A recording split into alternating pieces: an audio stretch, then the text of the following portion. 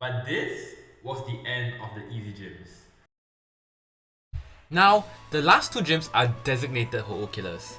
The 7th gym is a double battle with 2 rock types and 4 Pokemon who all use Carmine to boost their stats. Once again, Ho-Oh is bad against rock types, and since this is a double battle, I'm already automatically at a disadvantage.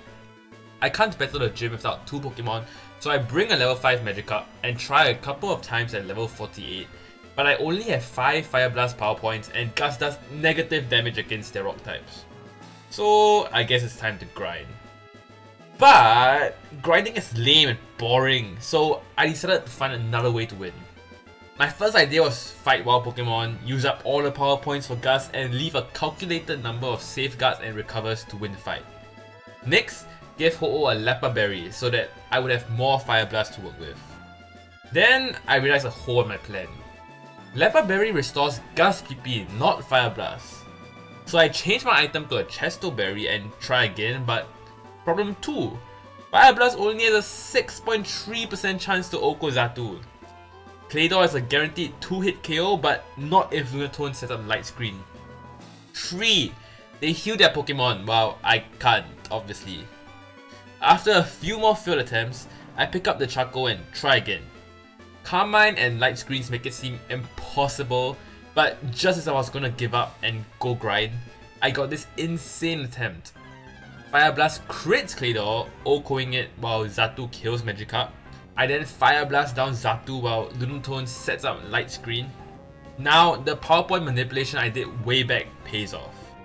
I predict Solrock to use Sunny Day and hence use my only safeguard to optimize my Fire Blast. It does. On the same turn, Lunatone uses Hypnosis, which is just so happen blocked by safeguard. I try to Fire Blast down Lunatone as they lay Psychics into me, dropping my special defense. And just as it looks like it's over when Lunatone's Citrus Berry brings him just above the range of my Fire Blast, my very last Fire Blast crits, making it a 1v1. Light Screen wears off, which is inconsequential as I use my only 2 recovers, bringing me back to full health as Solrock Sunny Days. Now, Ho-Oh does what he's best at, struggling. It looks like I might finally win, but it's not over yet. Solrock's last Psychic lowers my special defense yet again, and while Flamethrower doesn't do much to me, it can still heal Solrock while Struggle does recoil damage.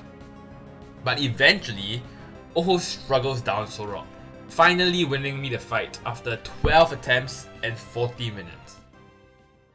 After defeating the evil teams and saving the world, I go and conquer the real challenge. 1. The Water Gym Leader. I easily beat his first 4 Pokemon, but he sends out a true beast, Kingdra.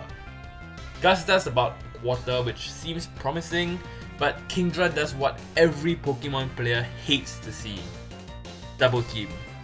With Double Team increasing his evasion, rest to heal back up whenever it seems I finally might win, and Water Pulse which does decent damage and has a chance to confuse, it looks like I might actually lose. But then, he started using Ice Beam. Then Rest. Then Double Team. Throughout this entire sequence, I still couldn't hit him enough to kill him. And finally, he started struggling. But he's no Ho-Oh, and his struggle was doing negative damage. And in a cruel twist of fate, Ho-Oh just stared and watched as Kingdra struggled, not giving him the sweet release of death until he used his last of his energy to tickle me. Throughout this fight that lasted 16 minutes with Kingdra taking 14 of those minutes, I used 45 Gust, 15 Recovers, 5 Fire Blasts, and 18 Safeguards. But with one finally defeated, it was time for the Elite Four. Victory Road was but then began one of the hardest Elite Fours of my life. Sydney starts with Mighty Yana, which means my Gusts start off being weaker than normal, and his Absol has Rock Slide, which takes out 75% of my health. Next, Crawdon requires 3 Gusts to take down and does an insane amount of damage with his Sword Stance and Strength combo and takes me out. Next attempt goes much better as I learned that Fire Blast OHKOs Crawdon and I easily take down its last 2 Pokemon and move on. Next, Phoebe. She has 2 Dusclops with Pressure and one of them spams Protect to restore. At first, Dusclops tries to use Confusion Hacks to kill me, but eventually I take him out and the rest of the team is not as tedious. Next, Glacier. She has Celios that set up a hill, a Walrein that does massive damage with Surf and takes almost no damage from Gus. But eventually, after Mini recovers and Gus, I finally take her down and move on to Drake. And this is where it all falls apart.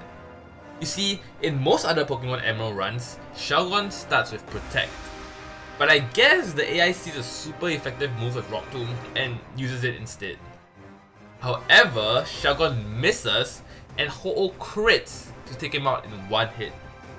Fire Blast crits again and Salamence barely survives, but his Rock Slide almost kills me as well.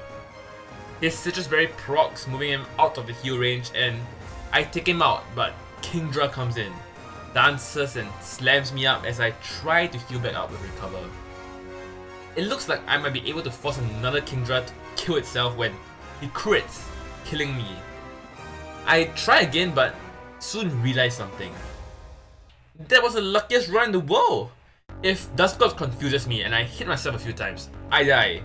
If Celios Body Slam paralyzes me, I die. If Walrein Surf crits, I die.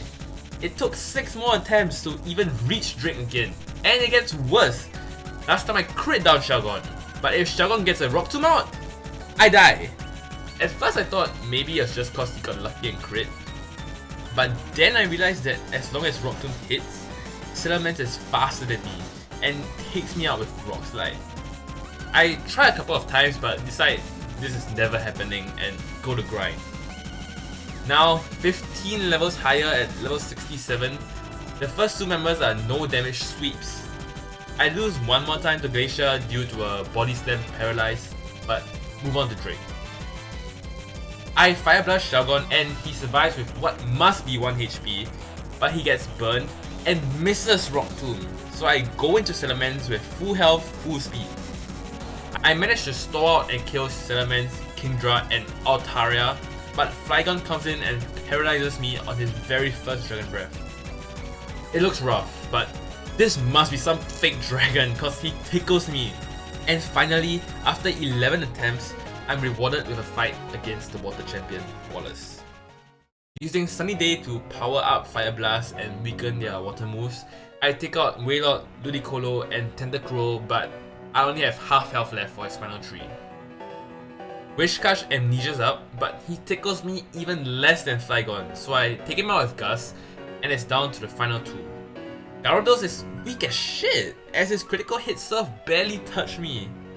Last, Milotic. Just as I regret leveling up so much, Milotic Toxics me and dooms me. After drawing it out for as long as I can, I try again and the next 3 attempts, Tentacruel Toxics me even earlier, making this fight impossible. But finally in the 4th attempt, Tentacruel uses Sludge Bomb and the fight goes pretty much the same except I miss Fire Blast twice and Gyarados crits a Hyper Beam, bringing me to 1 health. 1! I eventually force him to keep dancing for me as I heal up and take him out before going to face the Majestic Eel once more. And I know this whole run has been lucky, but what happens next is something else. This Milotic has Recover and I take 4 Gusts to take him out. This means that he has so many opportunities to use Toxic anytime, which instantly means my doom. But for 3 straight minutes, he just kept surfing, recovering, only using Toxic twice, which somehow both miss. And finally, Gus crits to bring him down, winning me the fight and the run. Now, what did I learn from these 7 hours? Patience, perseverance, grit? Nah, all I learned is that you don't pick the stupid Firebird as your starter.